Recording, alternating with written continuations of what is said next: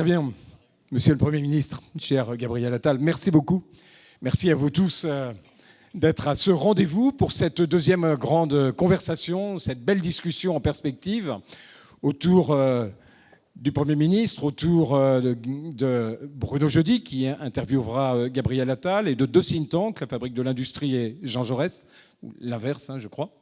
Voilà, pour amener des idées, des arguments, des positions, des approches différentes sur le thème que nous avons choisi cette année avec Olivier Babot, un thème qui est rattrapé un peu par l'actualité, protéger ou risquer, quels équilibres? Quels équilibres avec un S, parce qu'il n'y a pas de théorie parfaite, il n'y a pas de modèle linéaire, il n'y a pas de position figée sur cette approche entre la protection et le risque.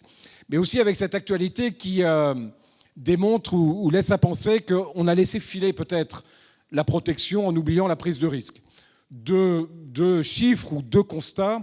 La somme des déficits liés à la protection, vous en reparlerez sans doute tout à l'heure, qui est en dizaines de milliards depuis des années, qu'on peut considérer comme nécessaire, et c'est probablement nécessaire, qu'on peut considérer aussi, vu l'absence de prise de risque ou la faiblesse de la prise de risque, comme finalement ayant embolisé un petit peu l'équilibre entre ce qui relève de la protection et de ce qui relève de l'avenir, en l'occurrence la prise de risque.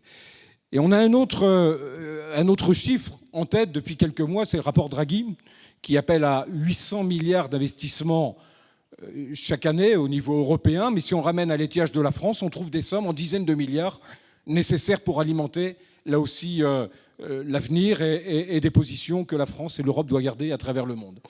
Et donc l'un ne va pas sans l'autre. L'un ne va pas sans l'autre. La protection est nécessaire, mais elle appelle l'investissement, elle appelle l'avenir, elle appelle la prise de risque. Parce que tout simplement, ce sont les risques de demain qui feront la protection d'après-demain. Et peut-être que le court-termisme du débat, vous le connaissez à l'Assemblée, je l'ai connu, chère Constance Le Grip, tu le connais aussi, ce débat qui nous ramène par une loi de finances annuelle aux réalités quotidiennes, mais qui nous empêche parfois de lever un peu le nez pour voir un peu plus loin, peut nous mettre en défaut, peut nous mettre en difficulté. Et c'est tout l'enjeu de ce débat, ça va être de sortir de cette ligne d'horizon assez courte, de plus en plus courte, j'ai tendance à dire, pour aller sur une ligne d'horizon un peu plus loin et essayer de voir comment protéger, risquer peut s'articuler. Je voudrais terminer par un chiffre sur lequel je débattais avec un géographe français il y a quelques jours, Gérard-François Dumont, qui me disait, monsieur le maire, quand même prenez en compte que les jeunes que vous avez dans les crèches aujourd'hui, ils auront 40 ans en 2070. 40 ans en 2070, c'est à peu près eux qui seront dans la force de l'âge et qui assureront l'avenir. Mais sachez aussi qu'en 2070, si on est sur des courbes linéaires, il y aura chaque année plus de centenaires que de naissances. Et donc, 40 ans, c'est demain. Plus de centenaires que de naissances, ça explose l'ensemble des équilibres entre protégés et risqués que l'on va aborder ce soir. Donc voilà, bon débat. Encore un grand merci à tous les quatre de vous prêter de cet exercice. Merci. Merci Jean-Christophe Fromentin. Bonjour à tous. Bonjour Monsieur le Premier ministre. Bonjour Bruno Jeudi et bonjour à tous. Protéger, risquer, quels équilibres? C'est le thème qui nous réunit ce soir. Alors c'est pas pour parler de politique politicienne, mais c'est pour parler de thèmes concrets, de thèmes peut-être parfois un peu loin, mais qui vont impacter nos vies rapidement. On va parler de numérique, d'IA, on va parler de transition énergétique, on va parler d'industrialisation et souveraineté.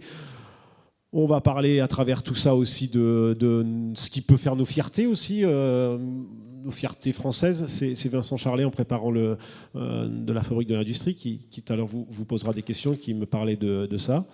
En attendant, on a envie de vous entendre dans ce moment précis qui, pour vous, est un moment clé, puisque c'est celui où on vient enfin de tourner la page budgétaire. Je dis enfin parce que même journaliste politique très passionné par la politique, ça devenait un peu long ce moment.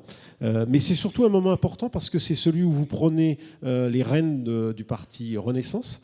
Vous avez dit que vous vouliez construire un corpus idéologique, vous vouliez mettre le parti au travail des idées. Donc c'est intéressant de vous entendre à ce moment-là, on est un peu détaché des grandes élections nationales, espérons-le. On n'est jamais à l'abri, hein, mais espérons-le. Et donc, ça, visiblement, ça vous donne du temps pour travailler les idées, travailler ces thèmes qui impactent notre vie quotidienne. Je vais vous laisser la parole d'abord, et puis ensuite, on vous interrogera sur ces différents thèmes. On reprendra un peu vos thèmes de votre intervention avec Émile Breyet de la Fondation Jean Jaurès et Vincent Charlet de la Fabrique de l'Industrie.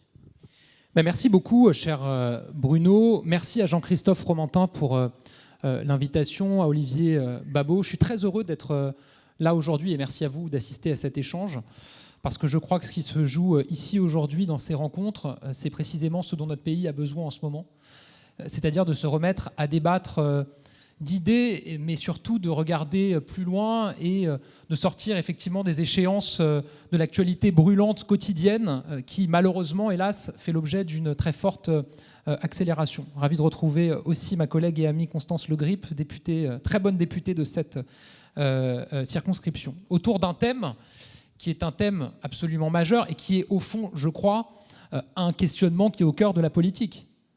Le risque et la protection, c'est une tension croissante dans toute décision politique.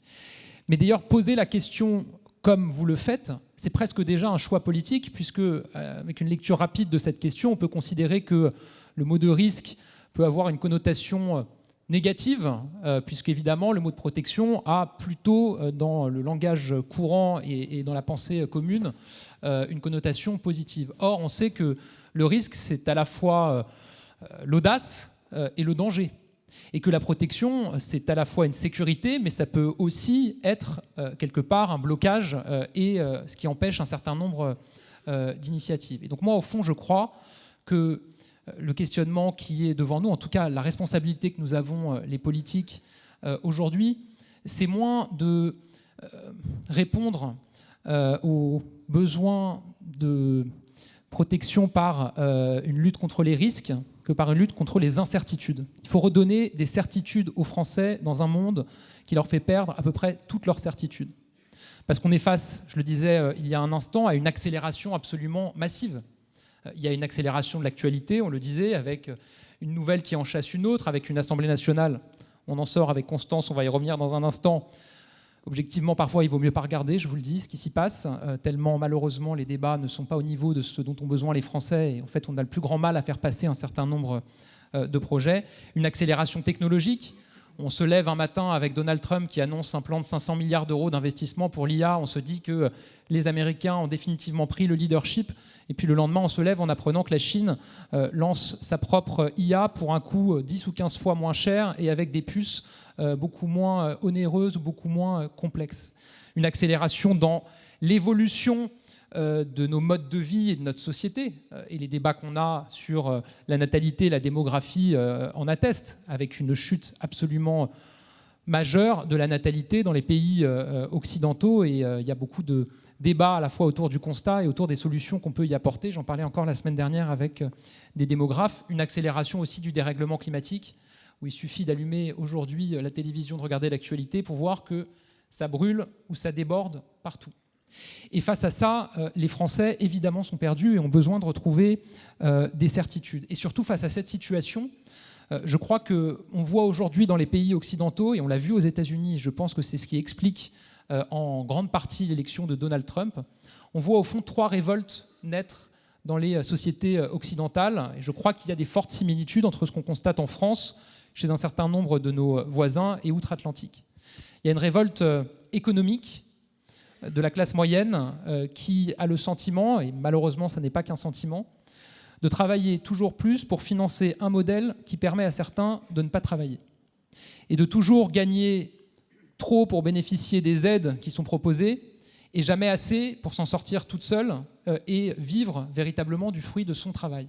Et je crois que dans l'élection américaine, cette classe moyenne en colère qui veut vivre décemment de son travail a été évidemment très puissante dans l'élection de Donald Trump. Il y a une révolte identitaire avec des citoyens qui finalement ont le sentiment de ne plus tout à fait se sentir chez eux, de ne pas se sentir dans le pays qu'ils ont connu ou que leurs parents ont connu. Et derrière ça, il y a évidemment la question migratoire, il y a aussi la question du civisme et de la perte d'autorité dans une société, de la perte de repères qu'on constate notamment dans une partie de la jeune génération.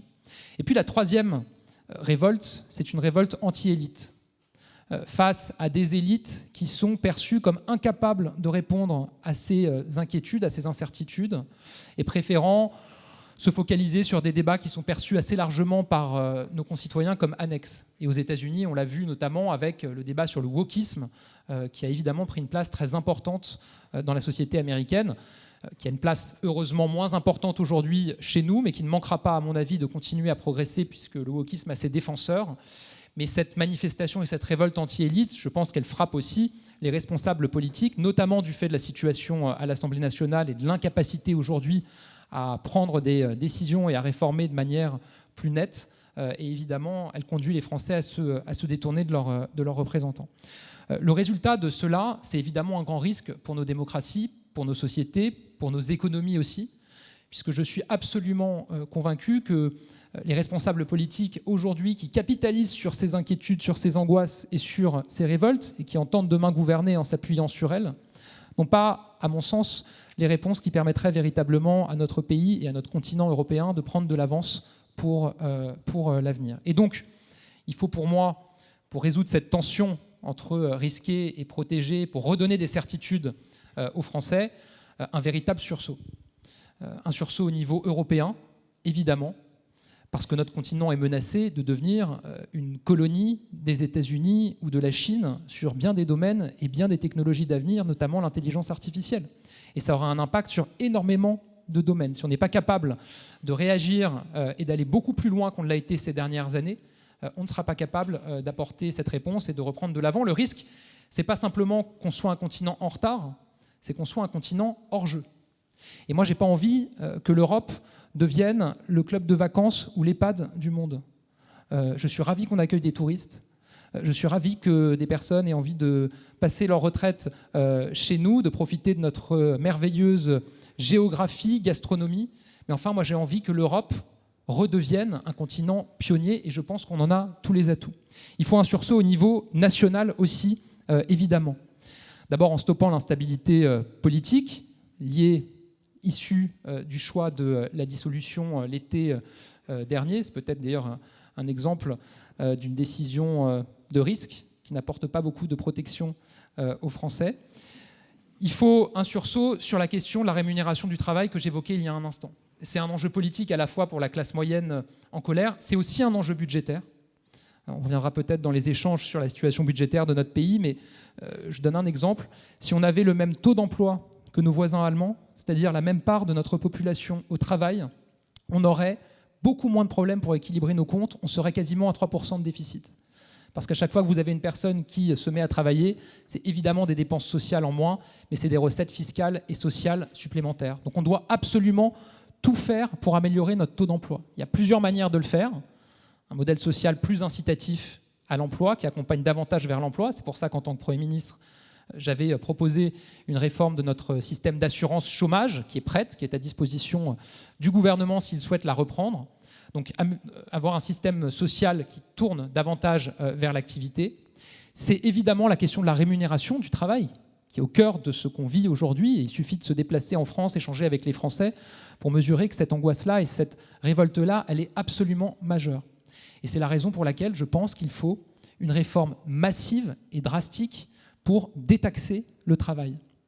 Je donne un chiffre, j'aime pas beaucoup multiplier les exemples chiffrés. Dans les années 70, quand vous gagniez 100 € par votre travail, il vous en restait 70. Dans les années 80, c'est passé à 60. Et aujourd'hui, on est à 54. Ça veut dire que sur 100 € que vous gagnez par votre travail, il vous en reste 54 à la fin. La génération de mes grands-parents, c'était 70. Parce qu'on a trop chargé, trop fiscalisé le travail. Et aujourd'hui, le travail est plus taxé que tout.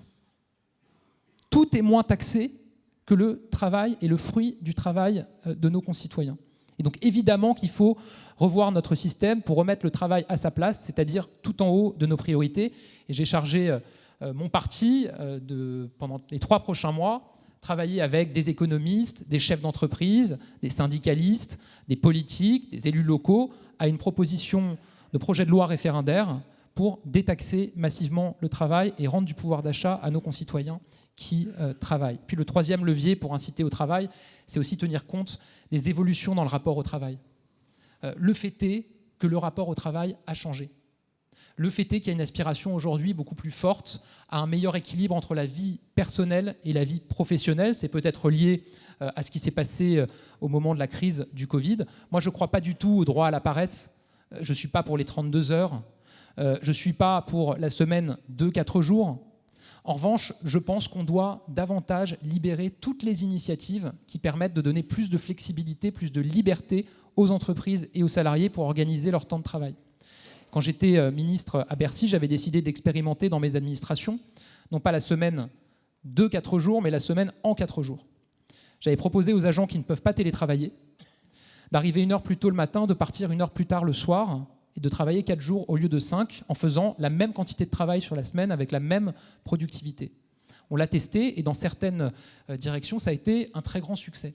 Et donc oui, je pense qu'il faut pousser tout ça. C'est aussi un moyen de renouer avec le goût, le sens du travail, que de donner davantage de flexibilité. Je pense aussi à ce qu'on doit faire pour les familles monoparentales, pour les familles divorcées en matière d'organisation du travail. Et des entreprises, d'ailleurs, innovent déjà, et notamment dans les grands groupes, prennent beaucoup d'initiatives en ce sens. La deuxième priorité pour le sursaut, c'est évidemment l'éducation. Je vais vite parce que je crois qu'il y a des échanges qui sont prévus. Mais évidemment que l'amélioration du niveau de nos élèves et de la performance de notre système scolaire est clé face à tous les enjeux que je viens d'évoquer. On ne pourra pas dire qu'on veut être bon dans l'intelligence artificielle si on a un niveau en mathématiques et en sciences qui continue à s'effondrer dans nos écoles.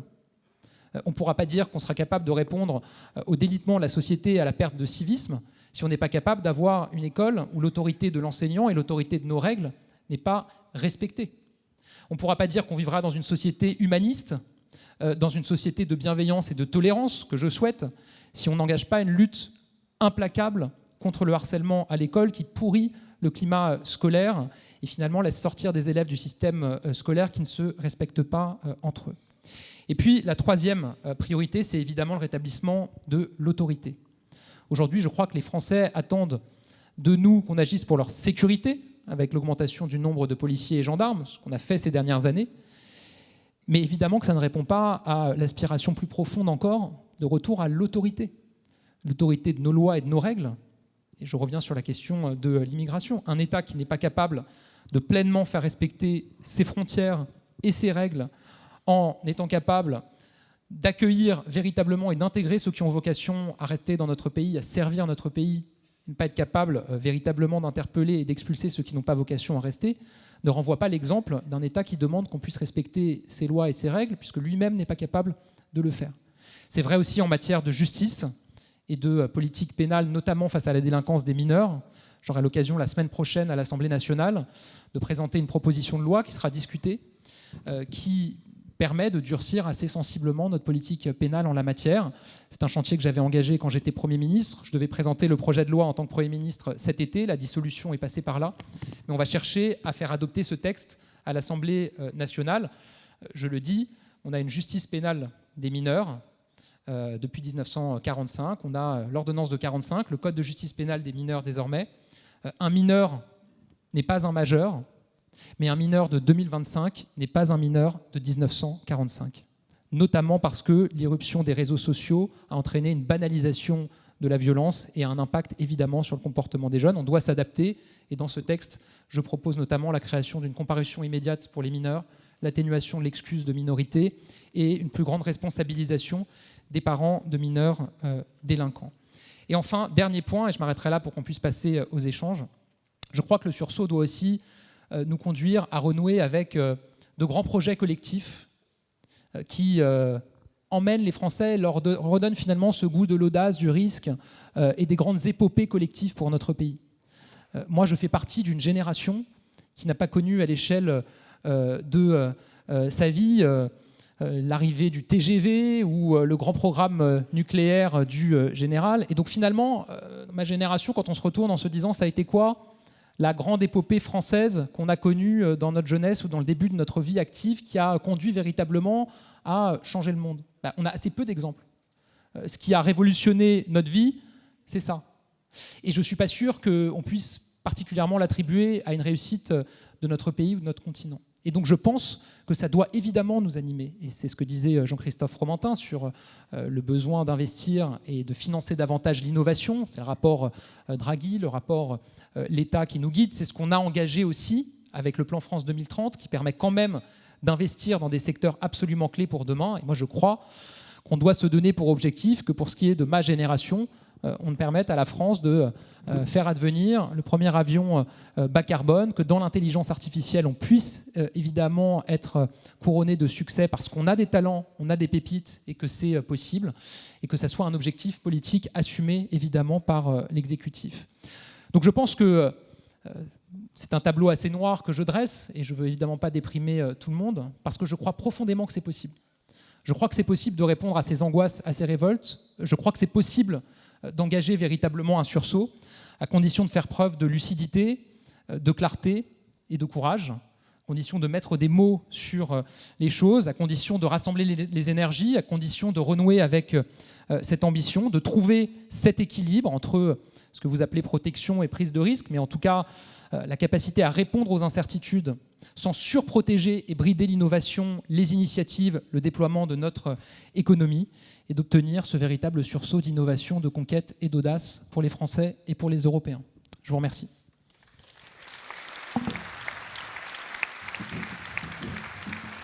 Merci, Monsieur le Premier ministre. Merci, cher Gabriel.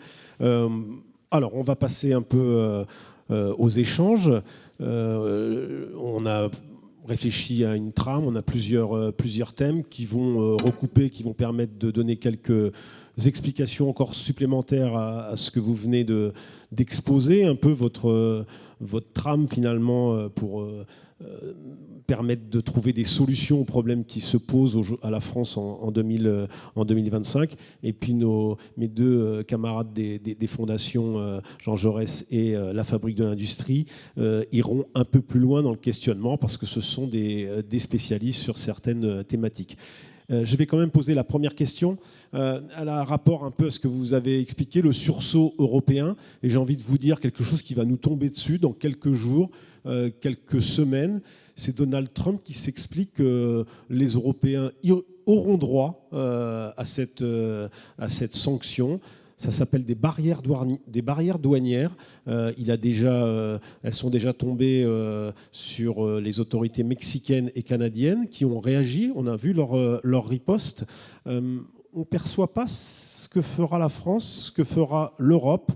On ne perçoit pas une voie commune, en tous les cas, en Europe sur la question.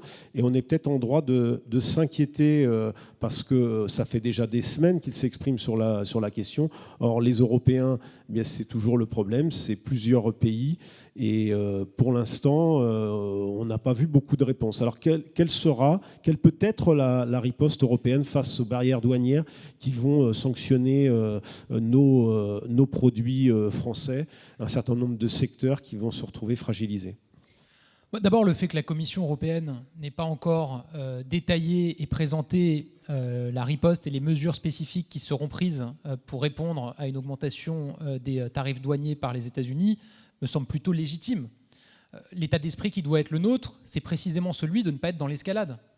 Et donc annoncer avant même que le président américain présente ses intentions s'agissant des tarifs douaniers avec l'Europe, nous-mêmes des hausses de tarifs, je pense que ça serait nous-mêmes rentrer dans une forme d'escalade et de comportement hostile qui doit, je pense jusqu'au bout, ne pas être le nôtre. Maintenant, ça ne veut pas dire qu'il faut être naïf, évidemment.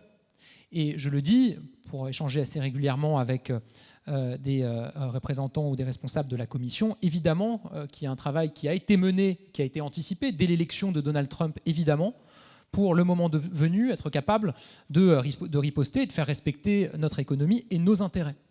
Mais je pense qu'on ne doit pas tirer les premiers. Parce qu'on voit bien, il y a deux comportements, en tout cas il y a deux logiques dans les tarifs douaniers qui sont annoncés par Donald Trump aujourd'hui.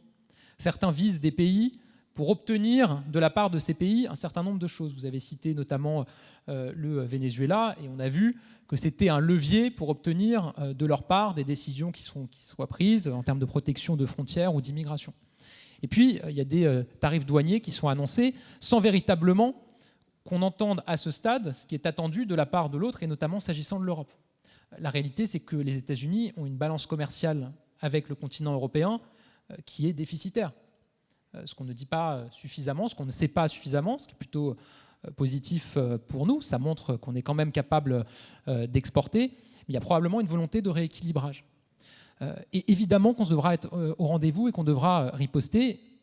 Ce n'est pas notre souhait de rentrer dans une guerre douanière et dans une guerre commerciale, mais on ne peut pas être dans la naïveté. Et moi, je me réjouis que l'Europe soit sortie ces derniers mois d'une forme de naïveté. On le voit d'ailleurs dans les décisions qui ont été prises vis-à-vis de la Chine, notamment face aux surcapacités chinoises en matière de véhicules électriques qui se déversent et aux subventions, aux aides d'État masquées qui se déversent sur le marché européen. L'Union européenne a ouvert une enquête, a pris des décisions douanières, ce qui explique d'ailleurs que la Chine a riposté et cible aujourd'hui notre cognac, plusieurs milliards d'euros pour l'économie de notre pays, des centaines de milliers d'emplois. Mais on a été capable, au niveau européen, de prendre ces décisions, même si c'était dur et même si on est 27. Donc on sera capable également de le faire. Mais moi, ce sur quoi je veux insister, c'est ne considérons pas que cette riposte ou ces tarifs douaniers qu'on mettrait sont l'alpha et l'oméga des chantiers que l'Europe doit engager dans les années à venir si on veut véritablement redevenir des champions industriels. Il y a des enjeux beaucoup plus profonds, des décisions beaucoup plus profondes qu'on doit prendre. Et ne pensons pas qu'en mettant nous-mêmes des tarifs, on se protégera d'une nouvelle désindustrialisation liée au choix d'entreprises ou d'industries d'aller s'installer aux États-Unis. Parce qu'on n'aura absolument pas réglé le problème et le risque qui aujourd'hui pèse sur notre économie. Monsieur Charlet, sur la question plus globale du protectionnisme. Oui, je vous laisse la parole avec merci, Monsieur le Premier ministre. Merci de cette introduction. J'ai envie de rebondir sur cette question naïveté versus protection ou naïveté versus riposte. J'ai l'impression que l'élection de Donald Trump vient alimenter une petite musique de plus en plus répandue qui voudrait que le courage politique se résume en gros à l'attaque, pour ne pas dire l'agression, ou en tout cas la capacité de riposte. Et vous avez prononcé le mot naïveté, c'est un procès qui est souvent fait soit à la France, soit à l'Union européenne, quand en fait elle applique des règles, c'est-à-dire qu'elle s'inscrit dans des mécanismes de droit, ces règles étant elles-mêmes élaborées sur la base de calculs, si j'ose dire, qui ont été faits quand même par des techniciens les plus brillants de leur génération, bref, par des gens qui savaient compter. C'est pas pour rien qu'on s'est astreint à des règles, c'est parce qu'on avait observé, démontré que c'était au bénéfice du pouvoir d'achat, en particulier des consommateurs. Accessoirement, ça a aussi garanti la paix durable en Europe pendant toute cette période. Je redoute que cette petite musique dont on parle en ce moment vienne installer dans le débat public cette idée que le courage, c'est l'attaque, et que l'état de droit est en fait une faiblesse ou une naïveté. Je me demande si il ne faut pas retrouver certaines vieilles recettes, c'est-à-dire celles du monde d'avant, celles d'avant le Covid, dans lesquelles la prospérité s'obtient par le travail, la compétitivité, l'innovation, bref, des mots qui font un peu désuet aujourd'hui, qui sont moins trumpiens, mais sans doute plus nécessaires. Je crois qu'on se rejoint et que finalement on dit un peu la même chose. Moi je crois, et il faut être lucide de ce point de vue-là, que ce qui marque aujourd'hui dans les premiers pas de Donald Trump, c'est même pas le caractère agressif ou belliqueux, c'est tout simplement la capacité à prendre des décisions extrêmement radicales, très vite et très concrètes. Et je pense que c'est d'ailleurs ce qui explique beaucoup la coupure qu'il peut y avoir dans la relation de confiance entre les Français et leurs responsables politiques, le sentiment que les politiques n'ont plus une parole performative, comme on dit. On les entend beaucoup s'exprimer, on les entend beaucoup donner des objectifs, on les entend annoncer un certain nombre de grandes réformes au niveau national. Mais enfin, avant que ça se voie dans la vie réelle et avant que ça change véritablement le cours des choses pour le pays, on n'y est pas. Et ce que montre, ce à quoi veut répondre Donald Trump, c'est précisément ça. Et il faut le dire qu'il le fait de manière très habile et qu'il le fait bien de son point de vue. Maintenant, moi, je vous rejoins totalement. Et je pense qu'on serait naïf également à considérer qu'en mettant nous-mêmes des barrières douanières pour riposter, encore une fois, on se protège et qu'on règle le problème beaucoup plus durable de notre économie et de notre industrie. On est un continent qui est vieux, qui surréglemente et qui paye son énergie 2 à 3 fois plus que les autres. Ça ne peut pas marcher sur le long terme. Ça ne peut pas marcher pour avoir une industrie capable d'innover, capable de se développer, d'embaucher et de rester à la pointe. C'est impossible. Donc c'est à ces enjeux-là qu'il faut s'attaquer. Et c'est à ça qu'il faut répondre. Je pense qu'il y a déjà des initiatives qui ont été prises ces dernières années. Il ne faut pas tout jeter, évidemment, mais il faut aller beaucoup plus loin. Et à ce titre-là, les annonces qui ont été faites par Ursula von der Leyen et Stéphane Séjourné la semaine dernière sur la nouvelle boussole de compétitivité, sur les mesures de simplification et les chantiers de simplification massifs qui sont engagés, me semblent être une très bonne nouvelle. Évidemment qu'il faut accompagner ce mouvement-là. Et le diable sera dans les détails, parce que tout le monde est pour la simplification, mais quand vous prenez la norme en question, la loi en question, très vite, vous avez des levées de boucliers qui expliquent qu'on va absolument tout démolir en simplifiant. Donc ça, c'est une très bonne nouvelle. Ensuite, sur la question de l'énergie, là aussi, on a eu un certain nombre de progrès ces derniers mois. Je rappelle qu'il y a encore quelques années toutes récentes, le nucléaire était considéré comme une mauvaise énergie au niveau européen. On a quand même réussi à faire progresser les mentalités de ce point de vue-là et engager un plan de réinvestissement massif en France pour notre énergie nucléaire, ce qui doit aussi évidemment nous permettre à terme de payer moins cher pour notre électricité, ce qui sera bon pour nos industries. Et puis il y a la question démographique, qui est un enjeu absolument fondamental. Et je pense que les temps qui sont devant nous sont ceux d'une guerre technologique à travers l'innovation, l'intelligence artificielle, mais aussi d'une guerre démographique. Et on voit que c'est un enjeu dans toutes les sociétés occidentales aujourd'hui et que les politiques ont aussi cette responsabilité de dessiner un paysage sociétal qui redonne confiance aux Français pour l'avenir, pour régler ce problème-là. Même si je vous disais que j'avais échangé avec des démographes la semaine dernière assez longuement sur cette question. J'ai voulu qu'il y en ait de toutes tendances. Quand on leur demande quelle politique publique peut véritablement répondre à la chute de la natalité, ils répondent que l'impact des politiques publiques sur ces cycles-là est finalement assez mineur. Il y a évidemment des questions qui sont liées au logement, des questions qui sont liées à la mobilité, des questions de pouvoir d'achat, la question de la garde du jeune enfant, évidemment. Mais qu'au-delà de ces politiques-là, il y a des cycles sociétaux contre lesquels on peut finalement assez peu de choses. Je vais un peu plus loin que le sujet que vous évoquiez, mais en tout cas, simplement pour dire qu'on serait naïf, d'abord à ne pas réagir aux décisions qui seront prises par les Américains. Il faut se faire respecter, et on voit qu'on a été capable, y compris ces dernières années, face à certaines décisions d'autres puissances, de défendre nos intérêts. Mais on serait naïf également à considérer que c'est l'alpha et l'oméga de ce qu'on doit faire si on veut que notre continent puisse redevenir le plus prospère. Émeric Breillet. Oui, bonjour. Monsieur. Sur la question de cette question-là, est-ce que ça cache derrière, c'est-à-dire la recomposition peut-être internationale? Oui, alors deux, trois petites questions, Monsieur le Premier ministre, comme ça vous allez pouvoir les enchaîner et y donner une cohérence par vous-même. Vous avez relevé à plusieurs reprises dans votre propos introductif l'importance de l'IA et vous avez mis en avant également la capacité qu'avaient nos pays à surréglementer. Est-ce que vous n'avez pas le sentiment justement que les dernières réglementations européennes dans le domaine de l'IA ont peut-être été un peu excessives, voire très excessives, et qu'elles ont justement empêché, ou qu'elles pourraient empêcher, la capacité de l'Union européenne à répondre aux 500 milliards de Donald Trump et aux 800 milliards chinois? Ça, c'est ma première petite question. Et comme m'y invite gentiment Bruno Jeudi, je vais vous en poser une seconde, et je m'arrêterai là au moins pour la première salve. Vous avez mis en avant l'exemple de Donald Trump et sa capacité à signer des décrets présidentiels. Est-ce que finalement, on a presque le sentiment, en vous écoutant, que vous regrettez que von der Leyen n'ait pas la possibilité de signer des décrets présidentiels et qu'elle soit obligée de donner un compromis avec l'ensemble des autres présidents ou premiers ministres de l'Union européenne? Question un peu taquine, je le reconnais. Les deux d'ailleurs, en général, les deux questions. Surtout la seconde, monsieur.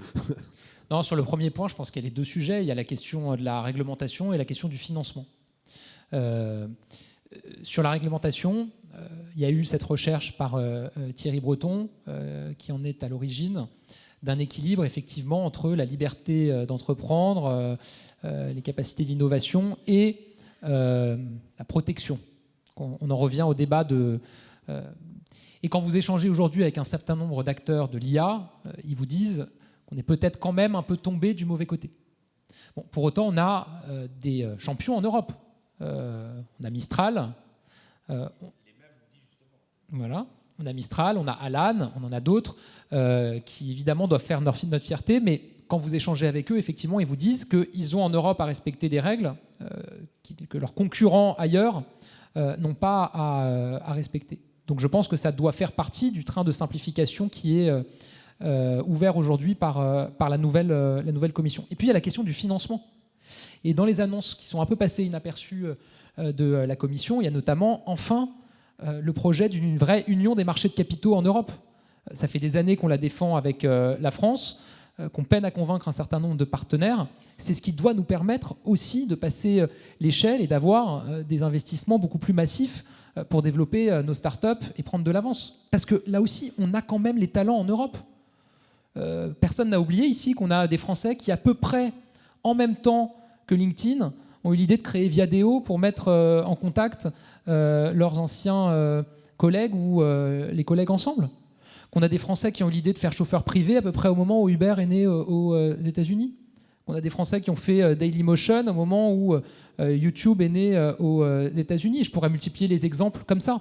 La différence, c'est que malheureusement, pour beaucoup d'innovateurs, d'entrepreneurs, de chefs d'entreprise, pour devenir un géant, il faut aller ailleurs. Et c'est ça qu'on doit réussir à changer en Europe, avec moins de règles et plus de capacité d'investissement. On en prend le chemin, maintenant il faut aller très vite.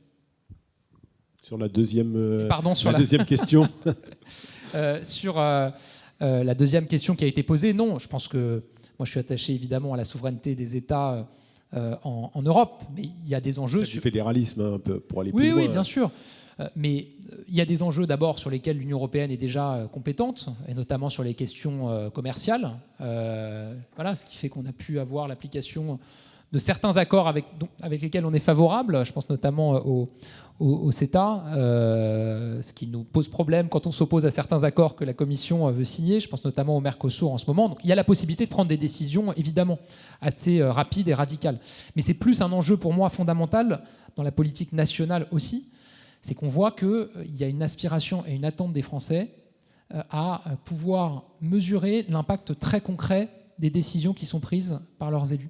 C'est pour ça d'ailleurs qu'il y a une confiance plus forte des Français avec leurs élus locaux, avec leur maire, cher Jean-Christophe, parce que c'est des décisions qui sont très concrètes dans la vie quotidienne et qu'on peut mesurer, contre lesquelles on peut se plaindre assez régulièrement, mais en tout cas on voit qu'elles sont là.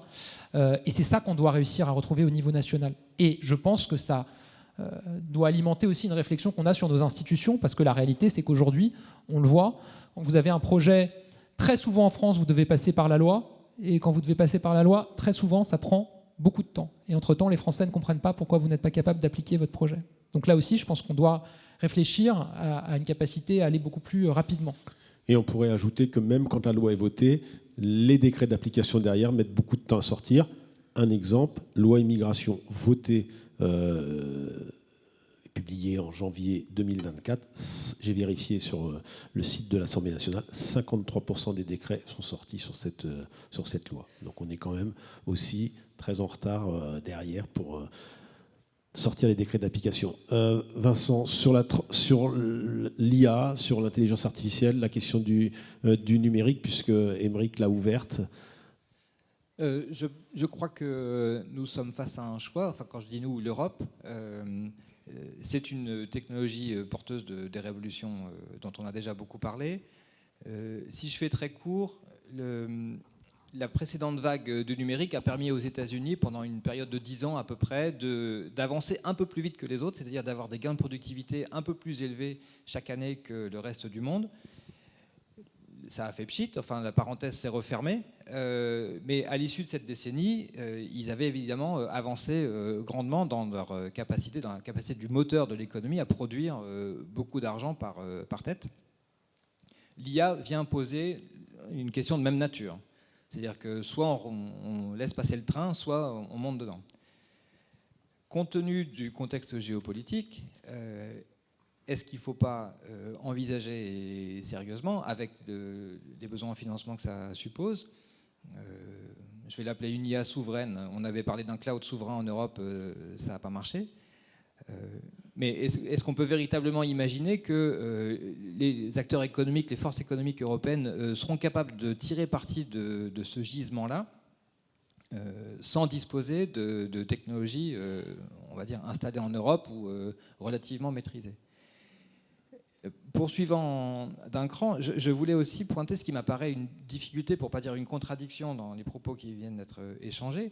Je n'arrive pas à voir comment on peut préserver la souveraineté des différents États membres et réussir toutes ces transformations et ces avancées politiques dont on vient de parler, si on a toujours, par respect pour la souveraineté, 27 agences de régulation des télécoms, du médicament, des produits phytosanitaires et du reste, 27 chambres hautes et chambres basses, etc. Bref, vous m'avez parfaitement compris. On n'aura pas avancé d'un iota sur les recommandations du rapport Draghi, qui recommande en gros d'intégrer le marché européen pour permettre aux startups que vous venez d'évoquer enfin de pouvoir réussir sur le marché européen. Et je crois là vraiment que ce projet économique se heurte de plein fouet avec une aspiration politique à laquelle il faut savoir répondre avec pédagogie sur cette souveraineté à laquelle il ne faudrait pas toucher et qui, je crois, nous empêche d'avancer. Oui, mais c'est là où il y a un vrai débat politique en France. Vous avez des responsables politiques en France, des partis qui d'ailleurs ont progressé ces dernières années, qui considèrent qu'on protégera mieux les Français en se repliant sur nous-mêmes et en dehors, quasiment, maintenant ils n'osent plus le dire, de l'Union européenne. Moi je pense radicalement l'inverse. Voilà, c'est le vrai débat, c'est un des vrais débats politiques qu'on a aujourd'hui. Maintenant, je pense que c'est possible, face au risque qui est un risque existentiel pour nous, que les États européens prennent leurs responsabilités. On a vu au moment d'un autre risque existentiel, qui était celui du Covid, qui a eu une capacité à prendre des décisions extrêmement fortes et radicales en accordant les 27 pays européens pour répondre à cette crise, pour relancer notre économie, qu'un certain nombre de débats, moi j'ai grandi en m'intéressant à l'actualité, dont on considérait qu'ils étaient absolument impensables et impossibles, ont progressé à pas de géant ces dernières années à l'occasion de ces crises. Et moi, je pense que c'est possible, et on en voit les prémices, parce que quand même, dans les réunions de chefs d'État et de gouvernement qui ont eu lieu ces dernières semaines ou ces derniers mois, on voit qu'un certain nombre de progrès sont engagés de ce point de vue-là. Je pense que c'est possible. Et je pense qu'on peut y arriver. Et ensuite, sur l'IA, sur votre question qui était plus économique, je pense d'abord que la révolution est plus profonde encore que la précédente révolution numérique. Elle ne va pas toucher simplement notre économie et engendrer des gains de productivité. C'est des pans entiers, y compris de notre protection, qui vont être concernés. Je crois qu'il y a quelques mois, les Américains ont fait voler les premiers F-16 sans pilote avec un système d'IA. Demain, on ne voudra pas faire voler nos avions avec un système américain ou tout simplement étranger. Donc la nécessité d'avoir nos propres outils souverains, évidemment qu'elle irrigue beaucoup d'autres enjeux que les enjeux économiques, y compris notre protection et notre sécurité. Et pour ce qui est de notre économie, je crois aussi qu'on doit prendre ce train-là, essayer de prendre de l'avance, si tant est que c'est possible, pour gagner en productivité.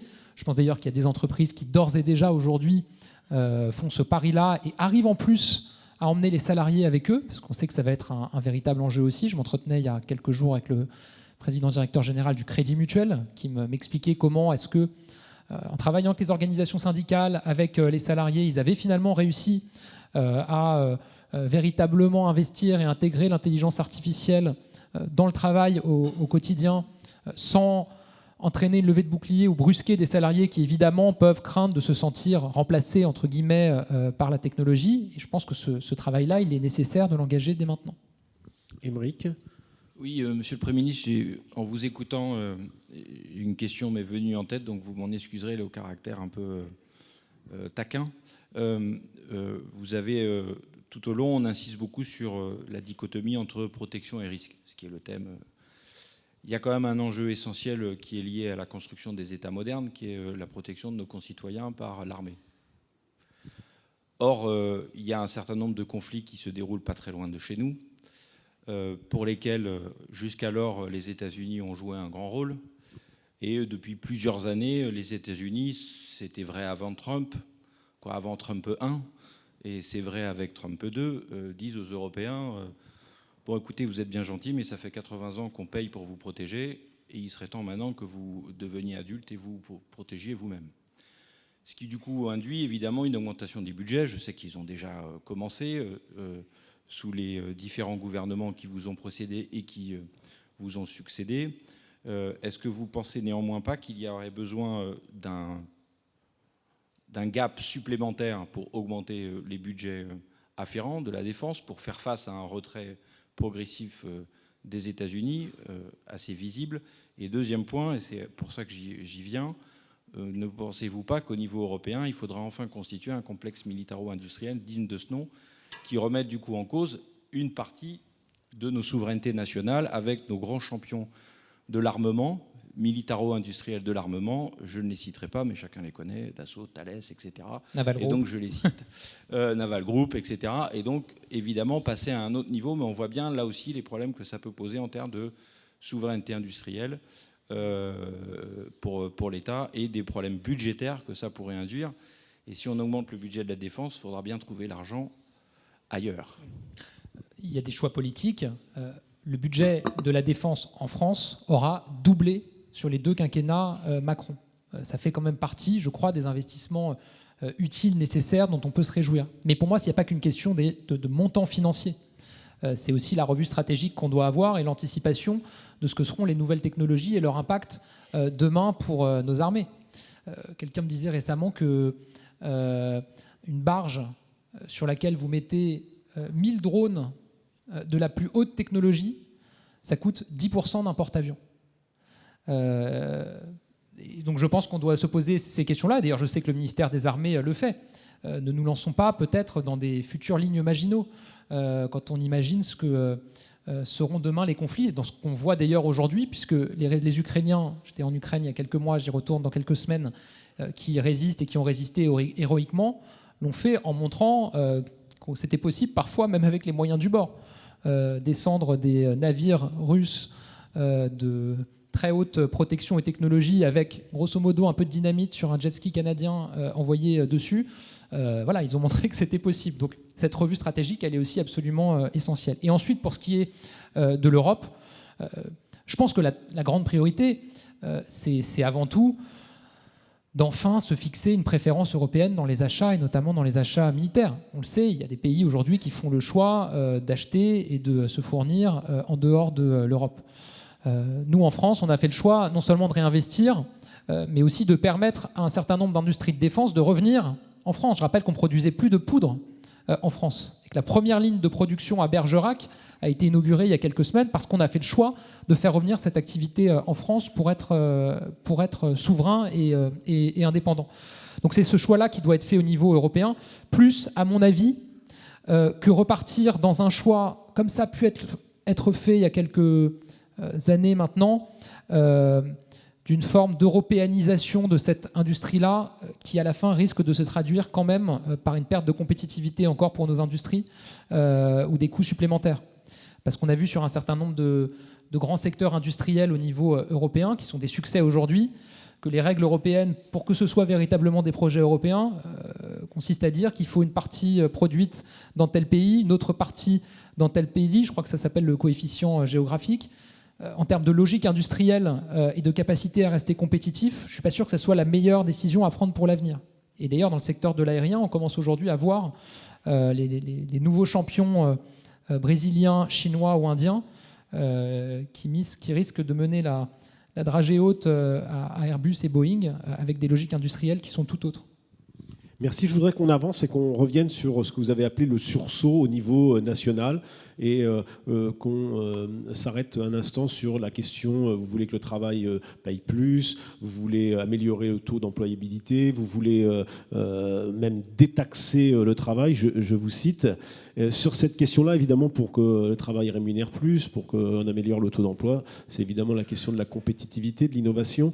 Vincent Charlet, sur ce point-là, comment vous définissez, et par rapport en vous adressant au Premier ministre, comment vous définissez notre cadre compétitif, notre cadre d'innovation ? J'ai parlé tout à l'heure des mots désuets ou des vieilles recettes. En fait, je fais partie de ceux qui pensent que, à cause du Covid et depuis le Covid, on a posé hâtivement un diagnostic assez simpliste sur la désindustrialisation et sur notre besoin de se réindustrialiser. C'est pas moi qui vais vous dire que l'industrie joue pas un rôle important dans une économie, mais tout se passe comme si on s'était réveillé le jour 2 du confinement en disant « mais on était bêtes, on a tourné le dos à l'industrie », alors qu'en fait, mais non, mais ce qu'il faut, c'est réindustrialiser. Et depuis, un certain nombre de gens, décideurs politiques,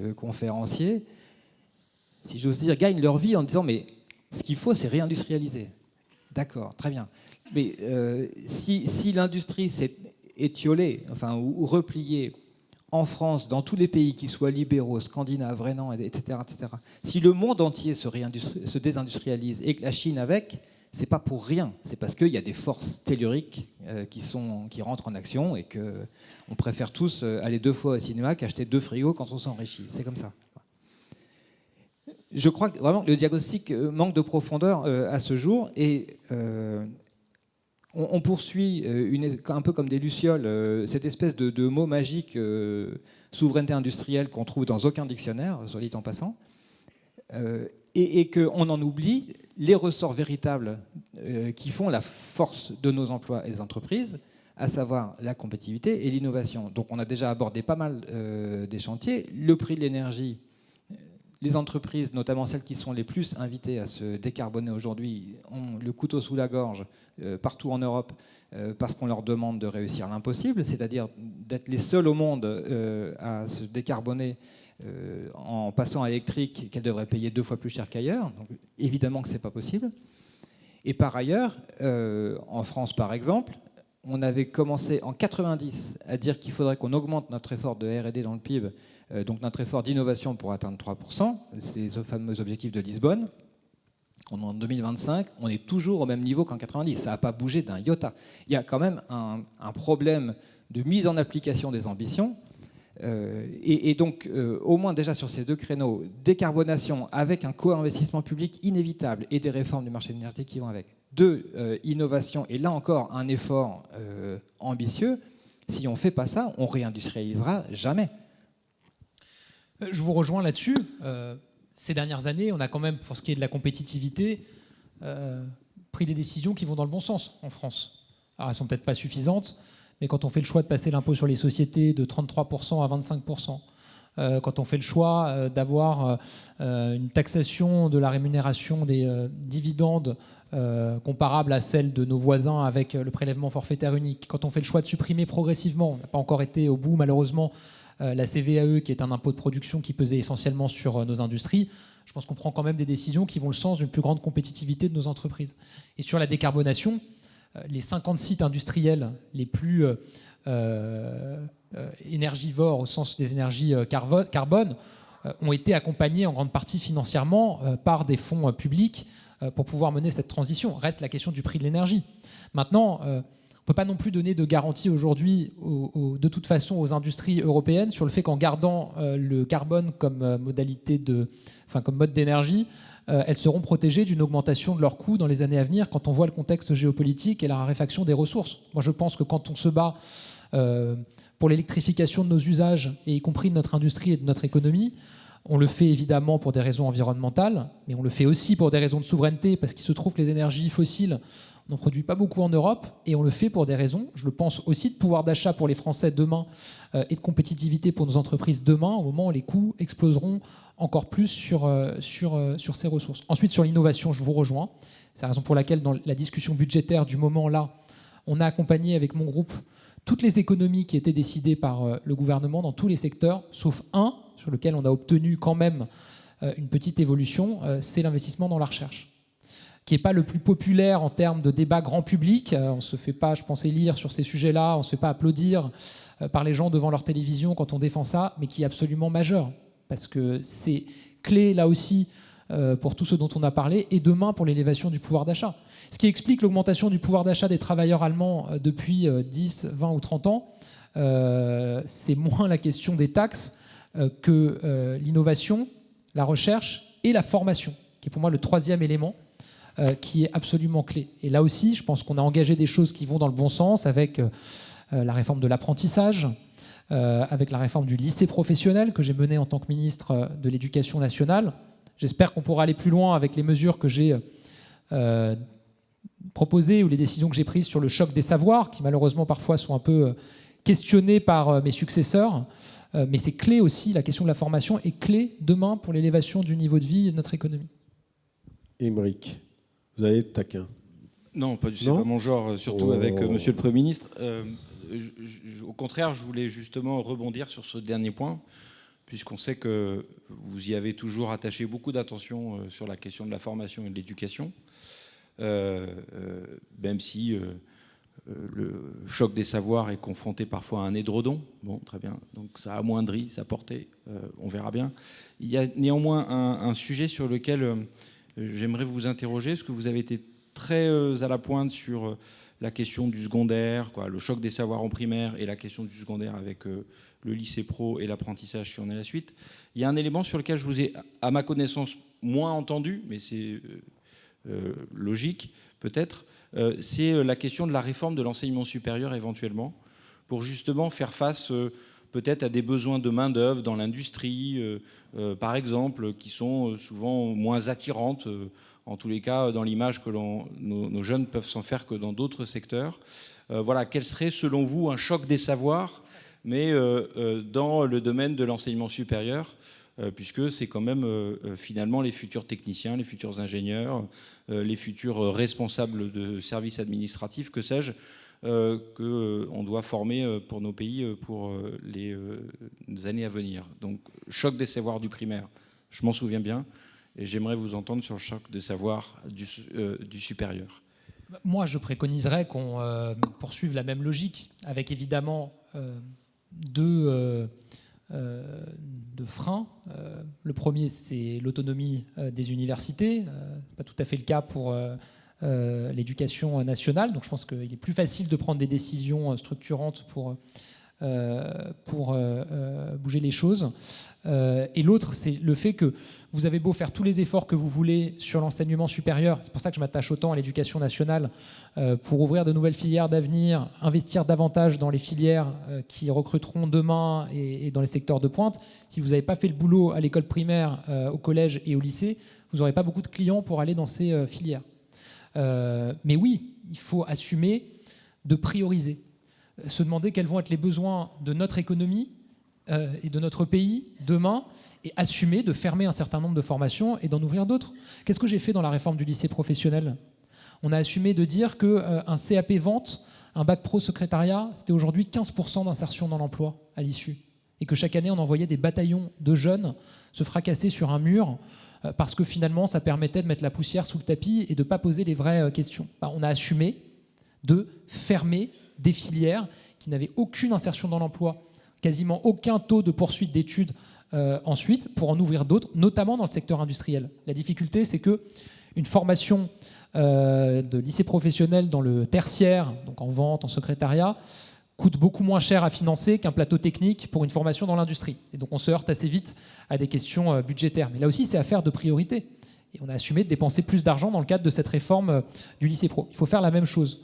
Je ne vais pas encore, pour ne pas créer des polémiques ici, et surtout parce que j'aurai enfin peut-être pas ici d'ailleurs, mais plutôt à l'extérieur, parce que j'aurai l'occasion de m'exprimer sur ces questions-là dans les prochains mois, faire la liste des filières qui, selon moi, devraient être amoindries ou réduites dans l'enseignement supérieur. Mais enfin, chacun voit aujourd'hui qu'on investit encore budgétairement des moyens dans certaines filières qui ne sont pas nécessairement tournées vers ni l'économie demain, ni la réflexion ou ni les besoins élémentaires de l'État ou de nos services publics demain. Voilà. Après, sur les chocs des savoirs, j'insiste sur ce point. Moi, j'ai besoin de soutien aussi là-dessus, parce que je pense que c'est absolument nécessaire de remettre l'exigence au cœur de notre politique scolaire, que c'est ce que j'ai assumé de faire avec le choc des savoirs. J'ai rétabli le redoublement qui avait quasiment disparu de l'école en redonnant le dernier mot sur le redoublement aux enseignants plutôt qu'aux familles. J'ai assumé de mettre en place des groupes de niveau en français et en mathématiques au collège, en 6e et en 5e, parce que les enseignants eux-mêmes vous le disent, quand vous avez dans la même classe un élève qui ne sait pas lire et un élève qui lit parfaitement, à la fin, vous ne faites progresser personne.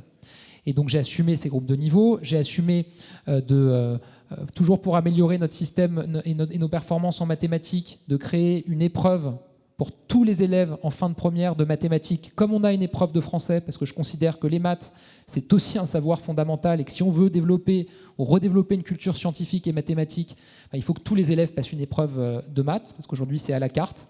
Donc ça sera en 2026. Et j'ai annoncé une réforme du brevet, parce que je considère qu'un examen qui a du sens, c'est un examen qui a des conséquences. Et qu'aujourd'hui, pouvoir dire, et c'est mon désaccord avec la ministre de l'Éducation nationale actuelle, je l'assume. Oui. Mais il y en avait aussi avec la précédente. Ouais, enfin, je note quand même que cette... je note que cette réforme du brevet, je l'ai annoncée, il y a 4 ministres de l'Éducation nationale qui m'ont succédé depuis. Aucune des 3 précédentes ne l'a remise en question. C'est la première fois que ça arrive. Mais comment on peut considérer qu'un élève qui n'a pas son brevet peut réussir au lycée? Ça n'a pas de sens. C'est pas rendre service aux élèves que de leur faire croire qu'ils peuvent passer tranquillement au lycée alors qu'ils n'ont pas le niveau pour avoir leur brevet. Je rappelle par ailleurs que le niveau attendu pour avoir son brevet ces dernières années a été quand même assez largement amoindri. Et que quand je suis arrivé au ministère de l'Éducation nationale, j'ai découvert qu'on appliquait ce qu'on appelle un correctif académique. C'est que grosso modo, chaque année, pour atteindre le taux de réussite au brevet souhaité, c'est-à-dire le plus haut possible, on gonflait artificiellement les notes de centaines de milliers d'élèves pour atteindre le taux de réussite qu'on avait eu l'année précédente. Ce qui m'a conduit, et ça avait choqué notamment les syndicats quand je suis arrivé à l'Éducation nationale, à dire que mon ambition était d'être le ministre de l'Éducation nationale qui allait voir le taux de réussite au brevet le plus bas depuis 15 ou 20 ans, ce qui a eu lieu en juillet dernier parce que j'ai supprimé ce correctif académique. Bref, je ne vais pas rentrer dans toute la liste, mais ce que je veux dire, c'est que si on démissionne face à cet enjeu absolument majeur d'assumer une exigence pour nos élèves, ce n'est pas contre eux, c'est pour nos élèves, ben je pense qu'on ne sera pas capable de répondre aux grands défis dont on parle depuis tout à l'heure, et que tout passe par là. Tout passe par là pour notre économie, tout passe par là pour la sécurité des Français, pour le civisme dans notre société, l'autorité, nos règles, tout passe par là pour l'identité et la culture de notre pays. Ça a le mérite d'être clair, on est impatient d'entendre... Ça a le mérite d'être clair. On est impatient d'entendre François Bayrou sur cette question de l'école, quand il fera un discours sur la question. On en reparlera à ce moment-là, cher Gabriel. Je voudrais terminer. Alors, j'ai ce petit engin dans les mains. Vous pouvez poser des questions. Je pourrais en poser 2.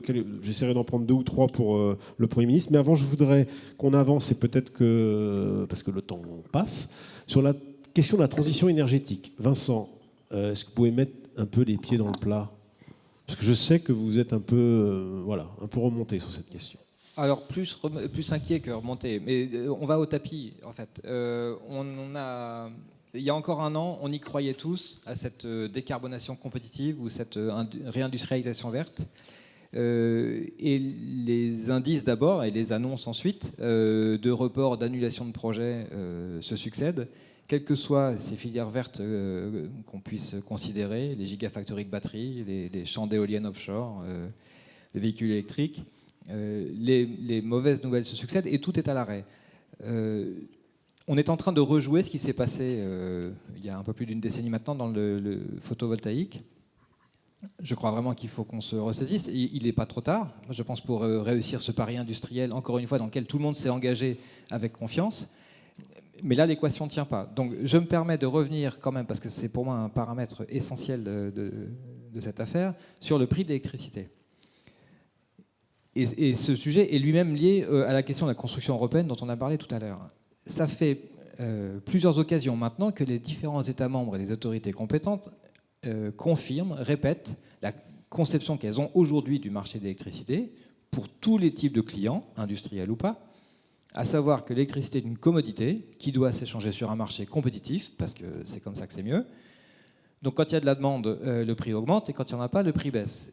C'est l'exact contraire de ce dont les industriels ont besoin pour investir dans des installations, des fours, des usines qui sont là pour 20 ou 40 ans. Si elles ne peuvent pas calculer leur cash flow, ne serait-ce qu'à 7 ans, elles ne peuvent rien investir, elles ne peuvent pas se décarboner. Je pense que l'Europe est tout entière bloquée, et c'est pas que la France, c'est encore pire en Allemagne.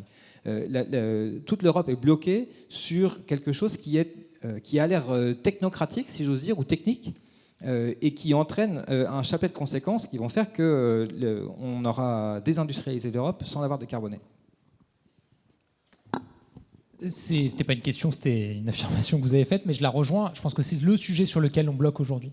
Et d'ailleurs, dans des débats qui sont affreusement techniques et avec une grande incompréhension des Français sur les décisions prises ou l'absence de décisions prises au niveau européen, avec aussi certains qui jouent politiquement de cette incertitude et de cette incompréhension pour expliquer aux Français que sans l'Europe, ils paieraient leur électricité 3 fois moins cher et que tout irait mieux dans le meilleur des mondes, ce qui n'est pas évidemment la réalité.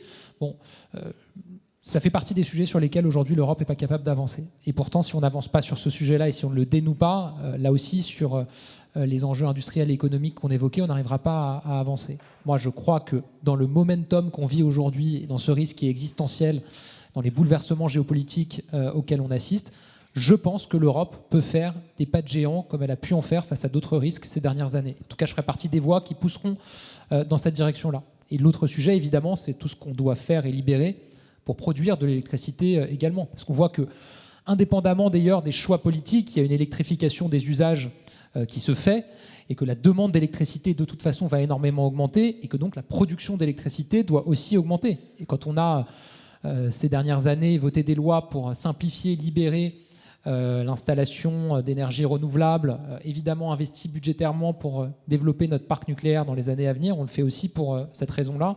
Et si on ne le faisait pas, on pourrait faire ce qu'on veut en termes de règles de tarification au niveau européen. Les prix monteraient de manière stratosphérique puisque la demande de toute façon va exploser. Mais je vous rejoins sur l'incapacité qu'a aujourd'hui l'Europe à dénouer le problème que vous évoquez pour nos industriels.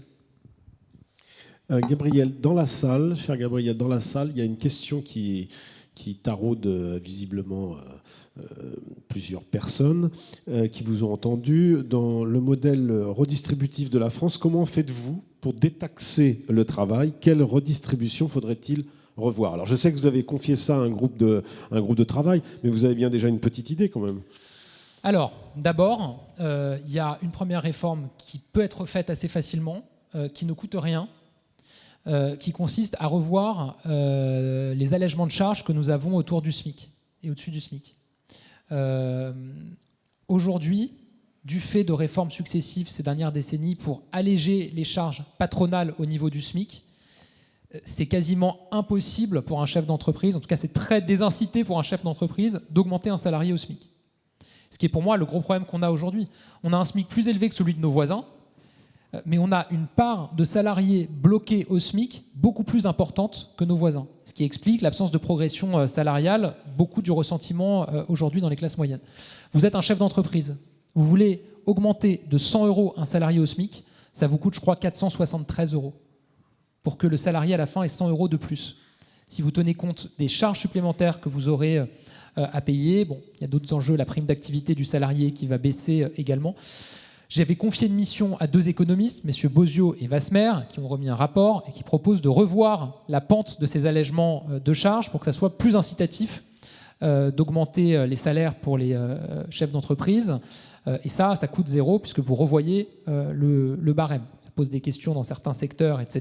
Et il y a des questions qui sont posées, mais on l'a proposé par amendement dans le budget de la sécurité sociale. Le gouvernement l'a refusé. Mais en tout cas, cette réforme est prête. Vous la trouvez en ligne et le rapport, je vous invite à le lire, de messieurs Bozio et Wasmer.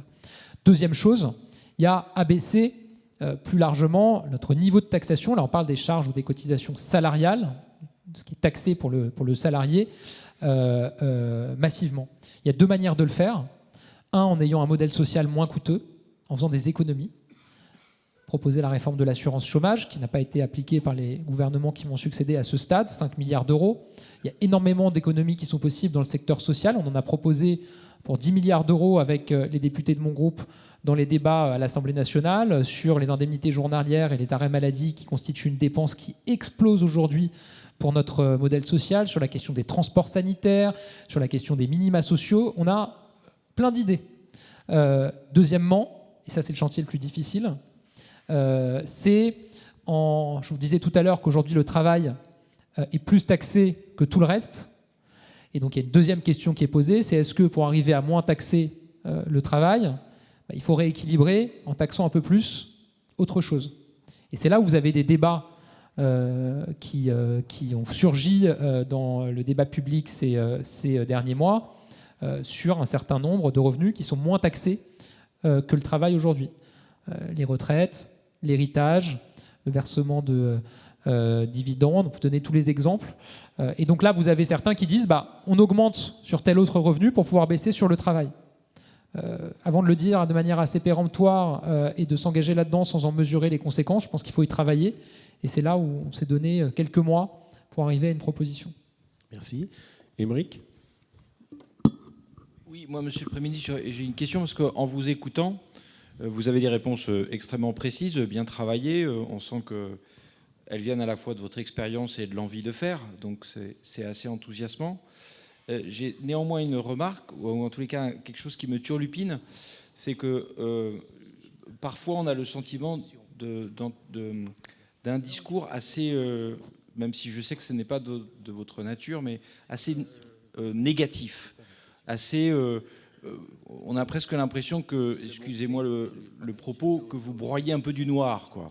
Et que finalement, le pays, à vous entendre, est dans un état de tel chaos qu'on se prend à déprimer. Bon, ce qui est évidemment pas votre caractère et ce qui est évidemment pas votre envie. Mais est-ce que vous n'avez pas le sentiment parfois que cette accumulation de discours des uns et des autres, et depuis fort, fort longtemps, que le pays va mal, que le pays s'enfonce, que les services publics déclinent, qu'on n'arrive plus à embaucher, que les cotisations ou les charges sont trop importantes, etc., n'a pas contribué à donner le sentiment à nos concitoyens d'un pays qui s'affaisse, qui s'effondre, et de ne plus lui donner suffisamment l'énergie, en quelque sorte, de voir l'avenir avec, non pas naïveté, mais au moins avec un tout petit peu d'espoir et d'envie de le construire. Et comme je sais que ce n'est pas de votre nature de céder à cette pente, j'étais parfois un peu surpris du ton que vous avez employé ce soir, et donc je pense que c'est dû à la salle, mais sans doute, mais que vous allez, que si vous étiez dans une salle de meeting, non mais entendez bien, dans une salle de meeting, que vous donneriez plus d'espoir et d'espérance. Donc je voulais avoir confirmation de cela. Je suis un peu embêté de vous entendre, parce que j'ai commencé mon intervention tout à l'heure justement en disant que je ne voulais pas déprimer la salle, puisque je voyais des raisons d'espérer. Et j'ai rappelé aussi un certain nombre de progrès qui sont intervenus ces dernières années, qui montrent que c'est possible d'agir et que c'est possible d'aller dans la bonne direction. Maintenant, et ça c'est peut-être un peu ma marque de fabrique, j'avais eu l'occasion de dire quand j'ai été nommé Premier ministre que dans mes fonctions précédentes et à Matignon, je comptais dire la vérité et agir sans tarder. Et dans dire la vérité, il y a être lucide sur le constat. Alors, j'aurais pu, en arrivant au ministère de l'Éducation nationale, effectivement ne pas tenir le discours que j'ai tenu, consistant à dire que ces dernières décennies, on avait vu le niveau de nos élèves diminuer de façon dramatique. Et que quand on a un élève sur 3 qui rentre en 6e, qui ne sait pas lire, écrire et compter correctement, c'est dramatique pour notre pays. J'aurais pu ne pas le faire.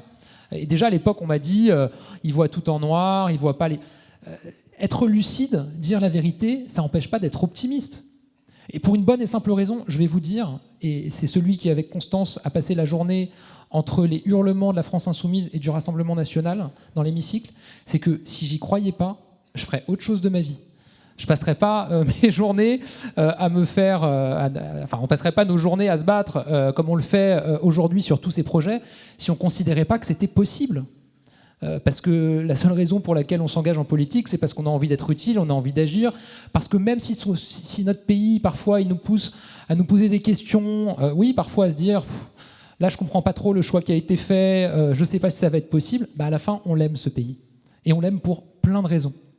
On l'aime parce qu'on a la plus belle géographie, on l'aime parce qu'on a la plus belle culture, on l'aime parce qu'on a cet esprit français qui est têtu parfois, mais qui est très résistant, très résilient, et qui quand même, à la fin, finit toujours par se rassembler, comme on l'a vu l'année dernière, dans des moments absolument extraordinaires qui ont montré, à l'occasion des commémorations du débarquement, des Jeux Olympiques, de la rouverture de Notre-Dame, que c'était possible de se réunir en France aujourd'hui. Et donc moi, c'est ça que je veux essayer de construire. Voilà, avec celles et ceux qui m'accompagnent.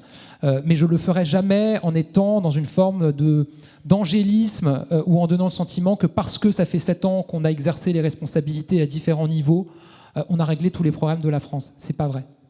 Voilà. Question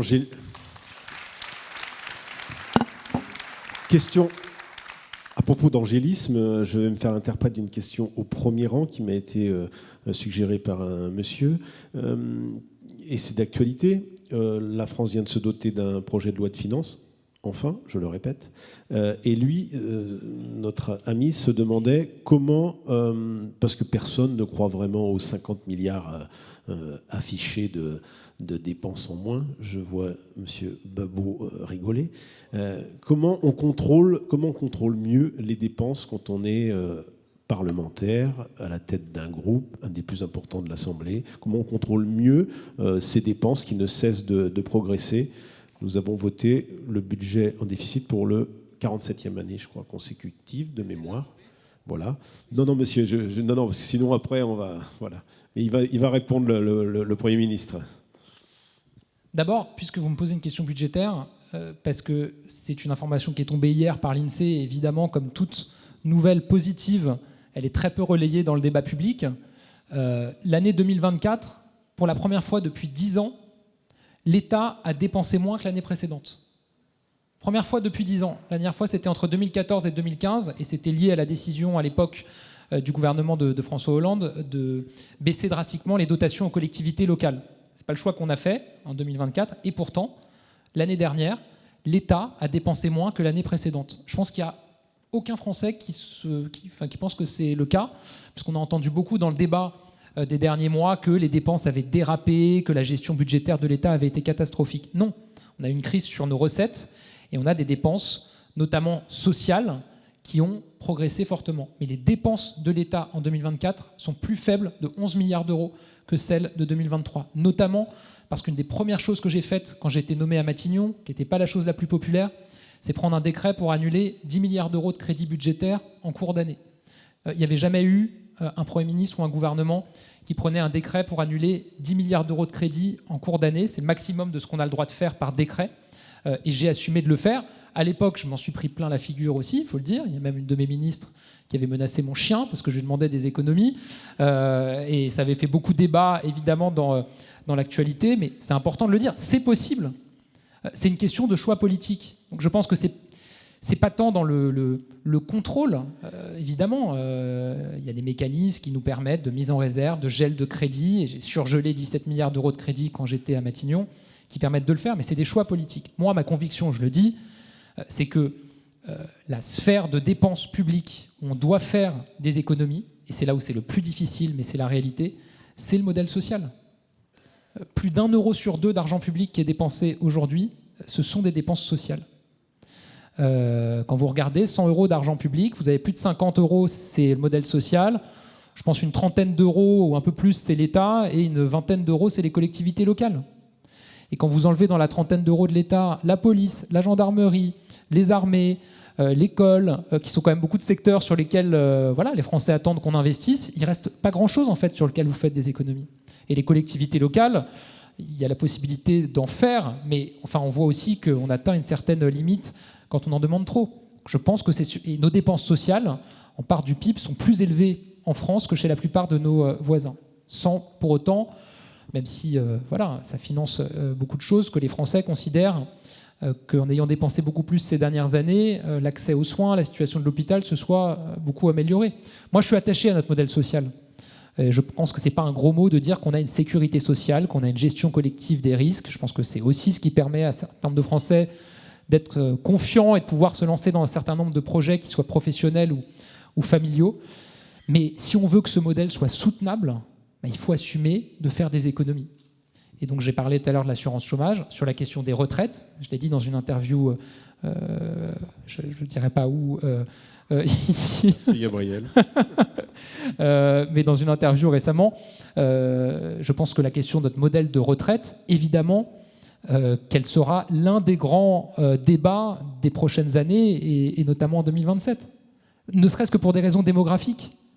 Notre système par répartition, aujourd'hui, pour des raisons purement démographiques, ce serait mentir que de considérer que, y compris en ayant des réformes chaque année pour augmenter un peu la durée de cotisation ou l'âge légal, on lui permettra de tenir. Il faudra se poser la question de la retraite par capitalisation à un moment. Bien sûr. Vous la poserez dans le cadre de vos travaux. Poser, vous l'avez déjà posé, mais en allant plus loin, en faisant des propositions précises. Oui, ça fait partie de ce chantier de 3 mois que j'ai engagé avec mon parti. D'abord, c'est un mot qui fait toujours très peur. Les politiques ont toujours peur de prononcer ce mot parce que ils disent c'est censé ne pas être du tout populaire, etc. Il y a à peu près 10 millions de Français qui capitalisent aujourd'hui, déjà.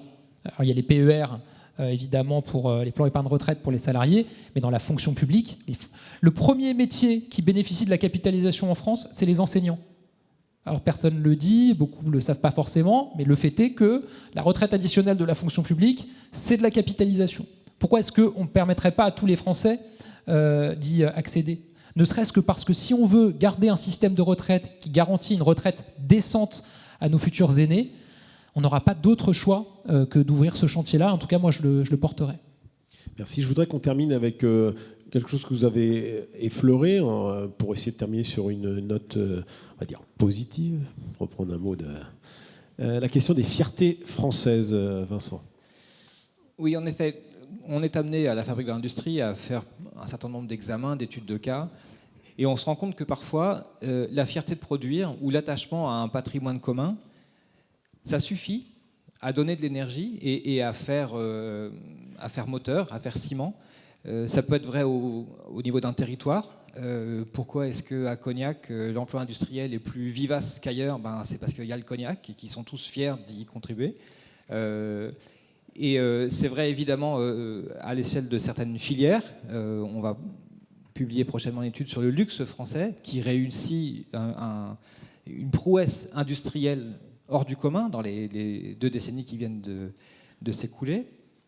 Il y a un attachement non seulement aux produits qui sortent de ces manufactures, mais même à un patrimoine commun qui nous réunit tous. Et puis il y a par contraste des territoires ou des filières dans lesquelles les gens ne se parlent pas, où certains parlent parfois de territoires de défiance, et où, comme par hasard, c'est là où les succès industriels sont un peu moins au rendez-vous. Je crois qu'il faut réussir, vous avez parlé de projets politiques et de sursaut, je pense qu'il faut réussir à trouver les bons mots, les bonnes cordes pour actionner cette fierté-là. Je me permets de rebondir sur un des propos que vous avez tenus en ouverture, puisque vous avez dit dans les appels au sursaut, les motifs à sursauter, si je peux me permettre, le fait qu'il y a beaucoup de nos concitoyens qui ont le sentiment d'être trop bien économiquement pour être aidés, mais pas assez pour s'en sortir, en gros. Je connais des dizaines de gens qui tiennent ce discours-là, qui « Oh, quelle tristesse, moi on m'aide pas, mais alors pour passer à la caisse, évidemment, c'est à moi de le faire ». Ces gens-là ont des âges très différents, des situations familiales très différentes, des niveaux de revenus, d'éducation, bref, très différents. Vous m'avez compris. Admettons qu'il y en ait un qui ait raison, les autres ont tort. Je pense qu'on est malade du ressentiment. Je pense qu'on est, nous, en France, victimes de cette maladie qui consiste à penser qu'on est le dindon de la farce. Et je crois qu'il est du devoir des politiques par ces fiertés françaises, de réussir à dissoudre ça. Je ne pense pas que vous réussirez à remettre les gens au travail si vous ne réussissez pas à casser cette espèce de représentation fausse à 99,99%. Alors il y a 2 sujets dans ce que vous dites. Il y a casser la représentation qui est parfois faite du travail, effectivement, donner la fierté de son travail, de la production de son travail, de son outil de travail. C'est vrai que dans les déplacements que j'ai eu à faire en tant que membre du gouvernement, sincèrement, ceux qui ont été les plus réjouissants, c'est les déplacements dans l'industrie. Parce que quand vous allez dans une usine et que vous échangez avec les salariés, il y a une fierté de son travail, une fierté de sa production, une fierté de ce qu'on arrive à changer en France et dans le monde grâce à ce qu'on produit qui est extraordinaire. Donc ça, c'est une réalité. Après, oui, on est peut-être un pays de ressentiment, et oui, il y a beaucoup de Français qui se disent ce que vous avez dit, et peut-être que parmi ces Français, certains considèrent que l'autre qui considère la même chose, pourtant, est un privilégié, c'est le cas. Mais enfin, la réalité, c'est qu'aujourd'hui, c'est vrai que vous avez des Français qui travaillent dur, qui se lèvent tôt le matin, qui font beaucoup d'efforts, et qui rentrent chez eux et qui se disent finalement, j'ai quand même un certain nombre d'exemples autour de moi, de personnes qui, sans travailler, s'en sortent. Alors peut-être un peu moins bien que moi, mais enfin s'en sortent. Et ça, c'est insupportable pour beaucoup de Français. Et moi, je pense qu'on paye non pas le fait d'en parler, mais on paye le fait de ne pas l'avoir dit suffisamment tôt et de ne pas avoir assumé d'agir suffisamment tôt face à ce phénomène-là. Parce que c'est pour moi le vrai mouvement social aujourd'hui en France. Il n'a pas de porte-parole, il n'a pas de nom, il n'a pas de représentant identifié, mais enfin, c'est le vrai mouvement social aujourd'hui. Et la réalité, c'est que vous avez des millions de Français qui se lèvent tous les matins pour aller bosser, qui aiment leur travail, mais qui se disent je pourrais gagner plus de mon travail, et en tout cas, je pourrais m'en sortir sans travailler dans le système actuel. Et c'est ça qu'il faut corriger. Je vois que vous n'êtes pas d'accord, mais c'est un beau débat, on pourra en redébattre ensemble. En tout cas, moi, je veux mettre beaucoup d'énergie sur ce sujet-là. Merci, le Premier ministre. Monsieur le Premier ministre, je pense que nous avons atteint la fin du débat. Il n'y a plus de questions. La dernière, c'est en parlant de vous, je le lis, hein, je suis que l'interprète de ce qui se dit dans la salle. La force de Gabriel Attal, c'est d'être jeune et grave. Ça rejoint un peu ce qu'a dit Monsieur Brier. Grave, dans quel sens du terme? Mais c'est ça qui me rend optimiste. Voilà ce qu'ajoute notre participant. Je veux vous remercier au nom des Neuilléens et de toutes les personnes présentes ici. Merci Monsieur Babot, Monsieur Fromentin. Merci à la Fondation Jean Jaurès et à la Fabrique de l'Industrie. Bonne soirée à tous. Merci beaucoup.